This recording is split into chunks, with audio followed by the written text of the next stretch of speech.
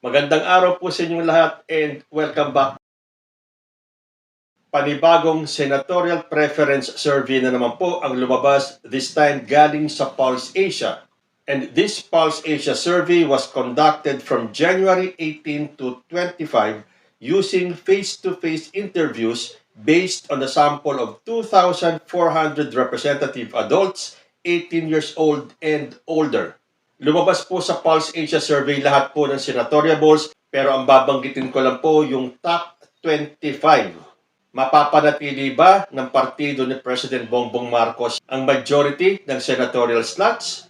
O makapasok na ang mga kandidato ni former President Rodrigo Duterte? As usual, we're going to start from the bottom, going up to top number 1.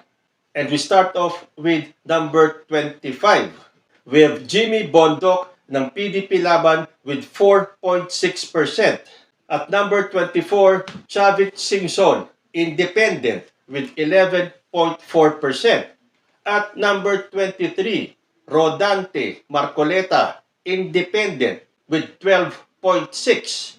Ngayon ko lang nalaman, independent pala itong si Marcoleta. Di wala na talaga siyang pag-asa makakuha man lang ng slate sa top 12.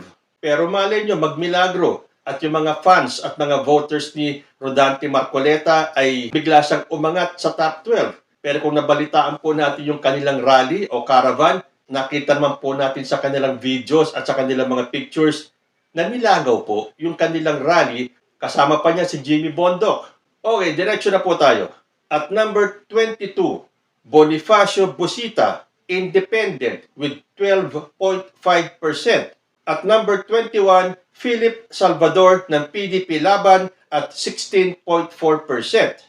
Number 20, Francis Tolentino ng PFP o Partido Federal ng Pilipinas at 19.3%. Going up at number 19, Willie Ong ng Aksyon Demokratiko with 20.2%. At number 18, Benhur Abalos ng PFP with 24.8%. Up to number 17, Gringo Unasan ng RP o ng Reform Party with 25.2%. At number 16, Bam Aquino ng KNP o Katipunan ng Nagkakaisang Pilipino with 27.4%. And at number 15, Kiko Pangilinan ng LP or Liberal Party with 29.1%. Ito naman po yung top 14 na probable winners sa darating na eleksyon. 14 po ang nasa probable winners. Although top 12 lang po ang kukunin, yun po kasing number 13 and 14 slot ay pwede pang makasilat at pwede pa silang umakyat ng 10 or 11 or 12. At number 14, Lito Lapid ng NPC o Nationalist People Coalition with 37.7%.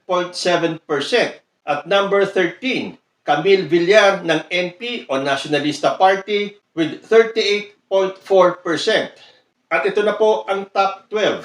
Number 12, Manny Pacquiao ng PFP with 40.6%.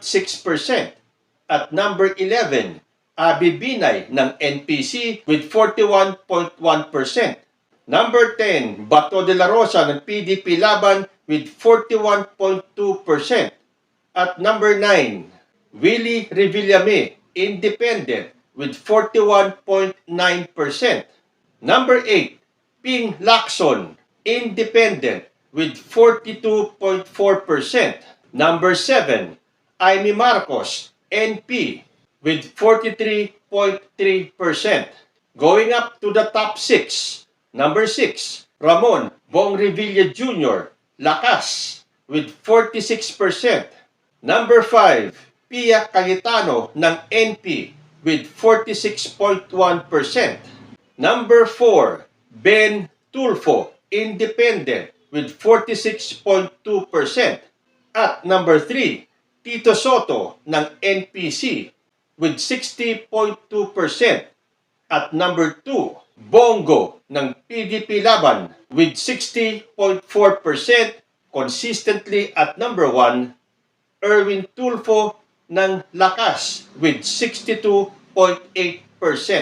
So balita po ng Inquirer, Axis Representative Erwin Tulfo leads Pulse Asia's latest senatorial survey, while 9 other aspirants from the Marcos administration's slate are also probable winners. Pulse Asia Chief Ronald Holmes on Monday said this is the result of their January 2025 nationwide survey for the midterm polls in May this year.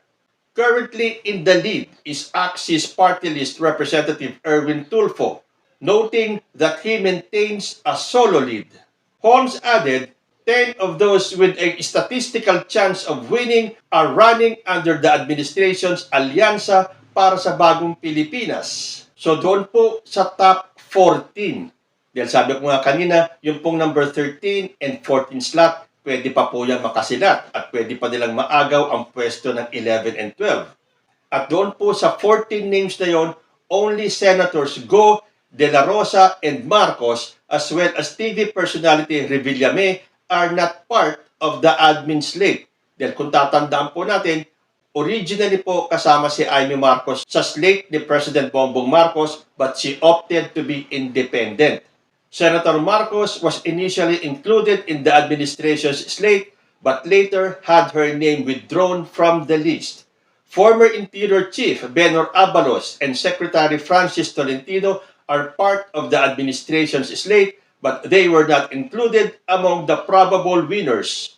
So paano ba yan? Hindi naman makaangat-angat yung mga senatorial balls na kilalang kaalyado ni former President Rodrigo Duterte. Tulad itong si Rodante Marcoleta, si Jimmy Bondoc, si Philip Salvador, at yung iba pa. Ang mangyayari niyan, kapag hindi nanalo itong mga senatorial balls ni former president, mag-iiyakan na naman sila. Dahil hindi po ba nanawagan si former president kay President Bongbong Marcos na bigyan daw sila ng patas na laban at sigurado daw sila na makakapasok ang kanilang mga manok sa top 12. Para bang minain condition kagad ang mga tao na kapag hindi nanalo itong mga manok nila, sasabihin na dinaya ni President Bongbong Marcos yung botohan. Alam na po natin ang galawan nila, no?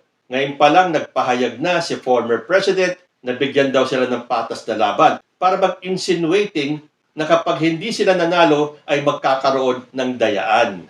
So malay natin, magkaroon ng milagro at makapasok sa top 12 ito mga kandidato ng mga Duterte. Pero I doubt, with all the surveys na lumalabas, parang wala po silang kapag-apag-asang makapasok sa top 12. But just the same, nasa taong bayan pa rin po ang desisyon kung sino ang iluluklok nila sa May midterm elections. But as of now, tulad ng iba pang mga surveys na sinasabi ng mga DDS at ng mga hindi makatanggap ng survey, na bayaran daw ang mga surveys na ito. Lahat na lang, bayaran. Kapag hindi umayon sa inyo, bayaran. Ako nga, natatawa na lang eh. Hanggang ngayon, sinasabi nilang bayaran ako. Lagi ko naman silang hinahamon. Magpakita kayo ng prueba na ako po ay bayaran at tumatanggap kahit na pisong duling mula sa administrasyon ni President Bongbong Marcos at ibibigay ko sa inyo walang labis, walang kulang ang kinikita ko sa YouTube.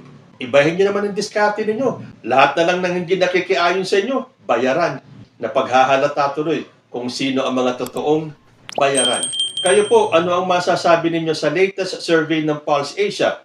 Comment lang po down below.